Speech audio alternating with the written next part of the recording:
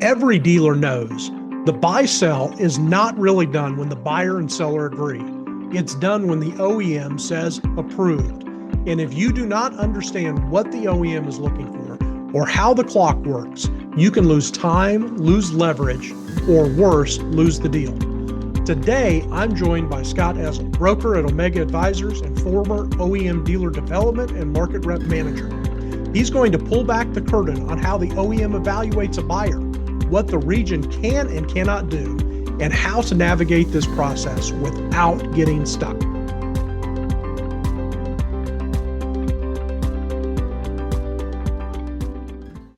Welcome to Driving Deals, the podcast for dealer principals and dealership owners who want to buy better, sell smarter, and keep more of what they've built. I'm Gerrick Wilkins, CEO of Omega Advisors.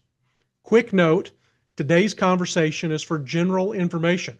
Always consult your legal and tax advisors and your OEM team partners for specific situations. Scott, glad to have you on with us today. For folks who have not yet met you, why don't you give us some quick background? Tell us who you are, how long you've sat on the OEM side, and how you can advise on getting the deals done on the buy-sell process.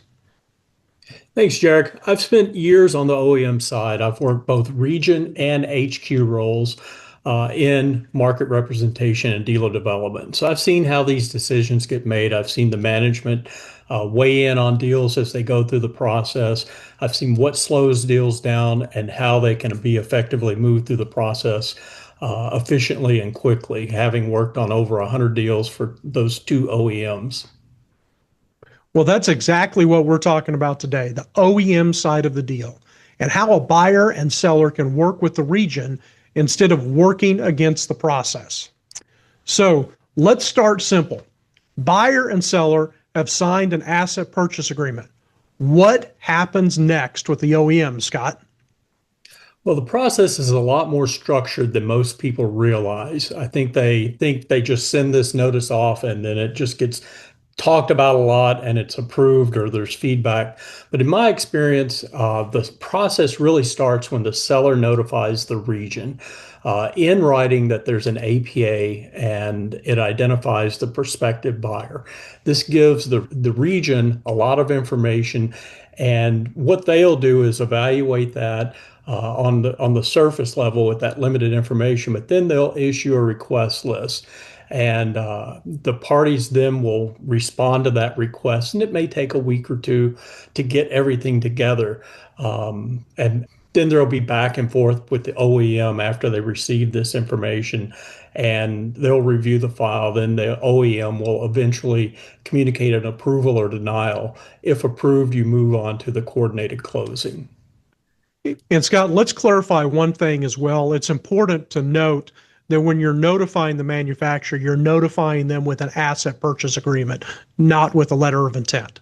Exactly. I've sat in that role and been advised of an LOI, and the first thing you do is call the dealer and say, you really don't have a deal at this point. You don't have that APA. So that's really what the OEM needs. Great. Well, let's talk a little bit about the clock and the timeline. And we know things vary from state to state, but everybody asks, how long is this going to take? Well, it varies and it can vary a lot. And what we want to do from the dealer side is try to control that time element as much as possible. And you do that by controlling the information. There's a real clock component that can be tied to state statutes and the OEM internal processes. Key point is that whenever you submit information and then you revise that information a week or 2 weeks later, or it's not quite right or it's not complete or something was omitted, that clock will often restart in certain situations, extending your total timeline. So incomplete packages and surprises are really what creates the delays in buy-sell approval processes. That's a huge point. So if you're drip feeding documents, you can unintentionally extend your own timeline? You can. That's why I say it's key to control that information. Have a good idea of what you're going to present in total at the very beginning, so that when you get asked for all this information, you've already pre-considered all this and you're just putting it in the manufacturer's format at that point. We know that the list of items can be quite extensive. So is it better to submit it all at once, or to go ahead and get what you can up front? What's your recommendation there? I would say wait until you get the request from the manufacturer. That way, you're giving them what they're asking for and not anything extra that might cause extra concern or extra questions. Good point. Scott, when OEMs look at a buyer in plain language, what are they looking for? How are they scoring this deal? I would group it into 5 buckets: character, capacity, capital, customer experience, and then a credible operating plan. In the first bucket, they will look at the character. The background checks are included in this step, and those are going to be performed on both the dealer principal and the operating manager. They'll look at the reputation of the individuals involved that are going to be on the sales and service agreement. They'll look at compliance issues, capital will come into play in there, and whether the dealer principal really is a good fit for the brand. Great. Practical tips for buyers at this point? These background checks are often performed by a third party like an Equifax or something like that. Assume anything public facing matters. So, that can be anything, legal matters. It can be credit related, but be consistent in your story. Be transparent, upfront. Don't let surprises show up. The worst thing is to discover something on a background check. When you know something is going to pop up as an issue and you have a explanation for it or a background to it, it really helps the process if anything is there. Good point. Now, as we talk about capacity, what are your thoughts on that? Capacity is really about capability. Can the ownership group, can the proposed team operate the store well and meet the obligations and really meet the market requirements that the OEM is looking for? So the facility and location, they really, really matter. What are you acquiring today? Is the facility in the right location? What are the OEM standards? What do they require? Is the facility up to snuff? Is it going to require a renovation or possibly a new build on the same site or a relocation?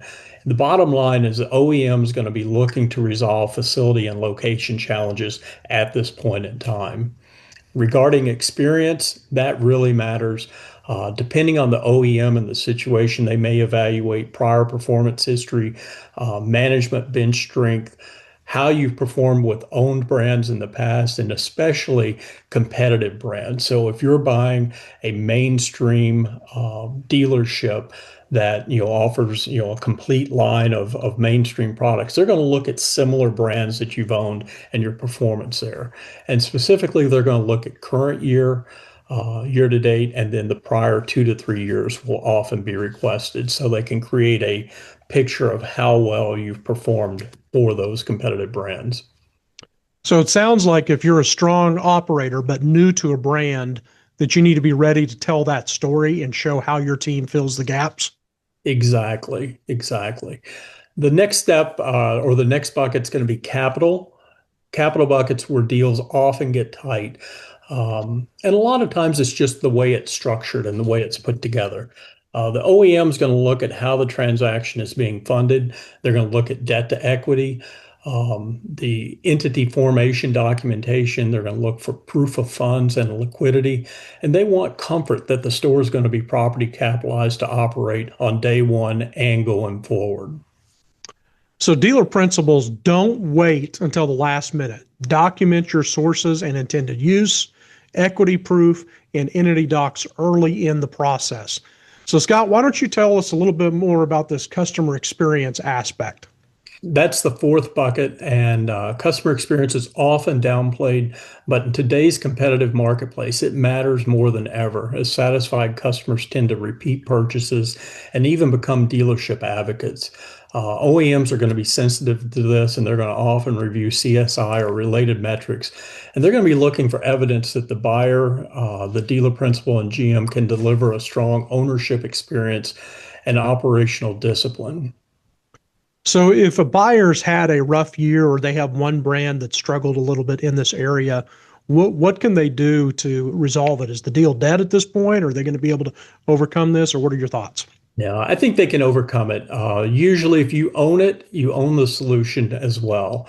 Um, Acknowledge that there's been some rough spots, acknowledge, we've analyzed it, we know why it happened, we have a corrective action in place. Here's what it is.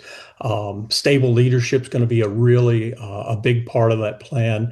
And you want to show that the plan's already producing improvements, not just promises to improve. So, Scott, let's talk for a minute now about this operating plan that you mentioned. How would you define a good one and what's involved with that? Gerrick, the final bucket strong operating plan lays out the go-to-market plan across the operation. It identifies the management structure and key managers. It includes performance, inventory targets, a pro forma, facility plan, supporting documentation is needed. That's going to be financials, leases, other relevant items. But this is where it all comes together. Dealers know their plans intrinsically. When they buy a deal, they know what they're going to do by and large. This just puts it in a document, formalizes it in a written document. And I think key to this is it helps you organize your thoughts in a consistent manner and keeps your goals at the focal point. But more importantly, it really helps keep your management accountable going forward to your goals, which I think is the most important thing. What are some key things in this operating plan that you think a dealer needs to make sure they should always include? I think they need to make sure that they include those key managers, and then if there's operational issues or failings of the current manufacturer or current operator, they have some deficiencies in how they're performing. I think the operating plan is the perfect place to recognize those deficiencies and then realize a plan to improve them and how you're going to do it. So you pointed out that you make the case in this operating plan, and I love that phrase that you make your case, because the OEM is not just rubber stamping a transaction; they are assessing stewardship of their brand, and their goal is to push more unit sales and customer satisfaction, profitability as that comes into play. So when you look at what their reasoning is behind it, and the fact the OEM is sometimes viewed as an adversary, but they should be viewed as a partner. What are some of the common reasons that packages get bogged down at this stage?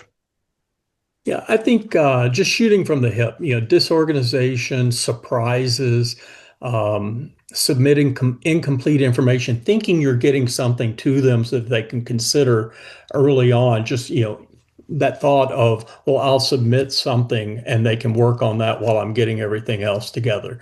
I think the key is providing a complete package up front. It shows you're organized, it shows you're prepared, and it shows you're serious about the market and making improvements. I think the bottom line for an OEM is they want to make an improvement in this market. They're not doing this to get a dealership that's performing worse. So you really want to take your time, work through this stuff, and make sure it's a credible package on day one.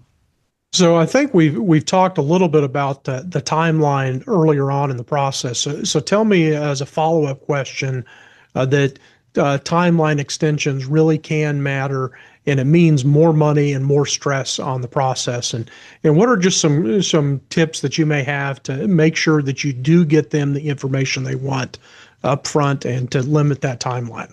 Yeah, I think communication is really key in this, and not written communication, but having that relationship with the region so that you can call the regional market rep manager or the regional manager for that matter, if you have that relationship. Ask for clarification on items that are being requested if you need to. Ask for the best format that they're looking for. A lot of these approvals now are online. So, there's a structure there that they're looking for, and there's a methodology they're looking for in the form of documentation presented. So, it's a pretty tight process. But I think having that relationship and those back and forth conversations will really help even before you submit the package.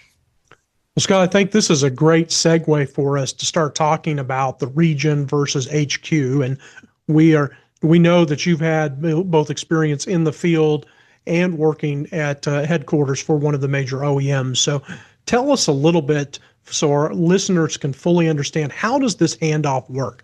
Where is the region involved, but how does HQ get involved, and how does that transition come into play? Yeah, this is really a part that I think really goes overlooked a lot of times. You just feel like you're just submitting to the OEM usually, and that's fine. But you understanding what's in the background really helps a lot of times.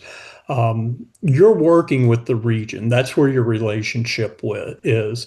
The OEM, the headquarters, is several hundred miles away, and they're, you know, just basically looking at this stuff raw. So your relationship with the region is really key because they're selling you and your package to the headquarters. Now, the headquarters, when they receive a package, a lot of this stuff is already very tight. And, they've probably been having conversations back and forth, just like you have with the region. But the tighter and more complete the package is, the faster the approval is going to be. The faster you can get the region to shake in their head, yes, you're the dealer for us. You're the one that's going to improve the market. We know, we have confidence in you. That's the story they're going to be selling upstream to the headquarters. And ultimately, the headquarters has the say.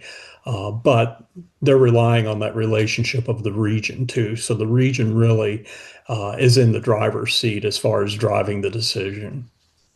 So practically speaking, treat the region relationship as a critical one. They're the front line, and they can advocate when you have done your homework and made your case with them. Exactly. You've made your case, you're defending a solid plan, you're addressing any shortcomings. They'll support you. And again, like I said earlier, they're gaining a better performing partner in their portfolio. And that's ultimately what they want to do. Dealership changes don't occur yearly. They occur on a 10-year or greater time span. So this is an opportunity for the OEM to put a better dealer in their marketplace to get better performance. So dealers are always pushing to get these deals done, and then they get the approval, and we have a sales and service agreement. So let's talk for a minute about that and the term requirements and some of those components. Because dealers hear about the sales and service agreement, but they don't always appreciate how much this drives the early years after a close. So why don't you go into a little bit of that for us today? Yeah, they're driven by the OEM. I mean, they're calling the shots here, basically. There may be some conversations and you might sway things a little bit either way based on past relationships. But these deals are driven by the OEM by and large, and it's important to understand all the commitments and the timing that is being captured in this sales and service agreement. They'll always include base language. It's very consistent among, from deal to deal. Every dealer has that same basic sales and service agreement. But then you may have addendums and specific dealer commitments, and stair steps are put into those. And that's really your commitment that's outstanding to any other agreements. Yeah. And it's at this point where if you're going to negotiate some assistance with a facility improvement, that's going to all come in these addendums. Is that correct? That's correct. And they're going to be on a term agreement typically. I feel like the days of just an agreement that's ongoing are in the past. And I think most agreements nowadays have an expiration to them so that you can revisit these commitments and revisit, um, you know, how the commitments are being met and, if an extension is necessary. A lot of times an extension will be done, but based on progress toward the plan and progress toward the commitment. But the term agreements, they set dates for review, they state the dealer commitments, and they're often tied to a facility, a relocation, performance in the marketplace, customer satisfaction, if there's a D-dual requirement. Sometimes they'll make an exception regarding management or a capital related item. Those two are very rare, but most of the time it's based on those facility relocation, customer sat, D-dual requirements, things like that. So tell us, if you're buying a store that does have a facility issue, we don't want to pretend it's not there. We need to price it in, plan it in, schedule it, and communicate it. Exactly. I think all those things are very important, and I think it's important in the negotiation process because you're recognizing, hey, what's here right now is not going to work long term. Um, but when you get the term agreement set and you have your plan and you have your dates and what you're going to do on those, aggressively work toward resolution of those things. I would have it on a whiteboard behind my desk with those expiration dates because oftentimes you get the sales and service agreement signed and all these things kind of disappear in the background until the OEM brings it up, 6 months outside of the term agreement expiration.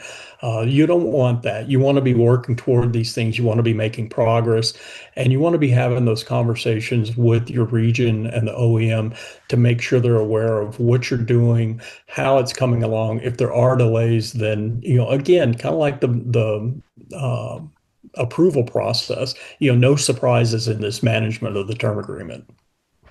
Well, that's a good point, and let's talk a little bit about closing day and the logistics related to that, because people often think that closing is just signing some documents and sending a wire, but with an OEM, it's more like a coordinated event.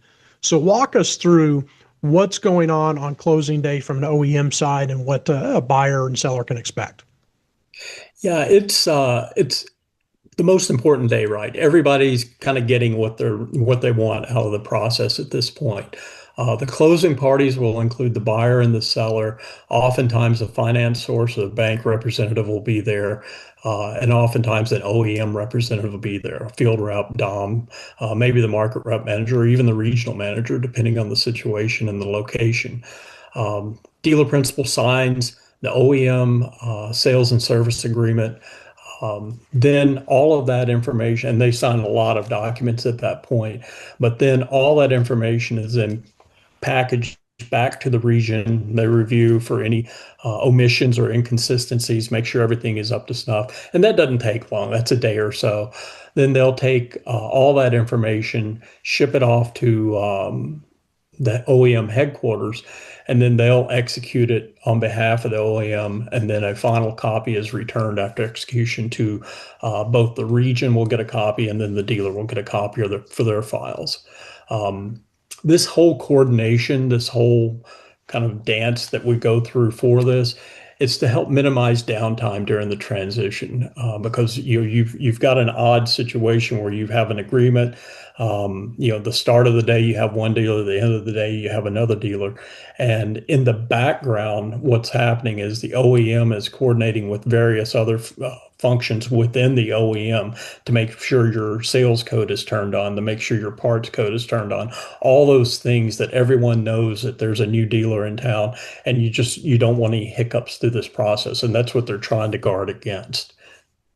Yeah, and ultimately on closing day, what everyone's getting to is wires being sent and the deed is done letter getting signed and manufacturers turning on that new dealer code. Are there any other tips that you would have to help a buyer and a seller make sure that closing day goes smoothly from the OEM standpoint, things that can cause headaches with the OEM? Yeah, I think just the general theme of what we've been talking about today, communication with the region, with the reps there, knowing who's going to be there, advising, who else is going to be there? Is the bank going to be there? Is the credit company going to be there? Making sure everyone that you want at the table is there and that they know what's going to happen throughout the day. The last thing really you want is for the sales and service agreement to be, put down to sign, and there's a question about this term date or this commitment or something like that. Knowing everything ahead of time is really key. All right, Scott, let's transition again to do some rapid fire practical OEM questions. So these are going to be one sentence answer, Scott, if you would help us. So let's get going here. First of all, best way to speed up the OEM approval. That's easy. Submit a complete organized package first time, pre-answer any questions that are obvious. Most common unforced errors. Oh, that's letting documents just kind of drip and drab in, and it just creates avoidable delays and resets. Okay. How should the buyer treat the region? 100% as a partner. Clear, proactive communication. make it easy for them to be an advocate for you. Good. So tell us, what should sellers do early on in the process? Notify the region in writing as soon as you have that APA. I would even recommend a phone call prior to that, and then stay responsive in the process. Well, this has all been great, Scott. This was very helpful for everyone today. Dealers, the takeaway is simple. The OEM process is not mysterious, but it's disciplined. If you understand the evaluation lens and you run an organized submission, you improve your odds and protect your timeline. So if you are considering a sale, looking to acquire, or you are mid-deal and want to navigate OEM approvals the right way, reach out to our team at Omega Advisors. We live in this world every day. If you found this episode to be valuable, share it with another dealer principal. Leave a review, and we'll see you next time on Driving Deals. Thank you again, Scott. It was so good to have you on with us today. Thank you.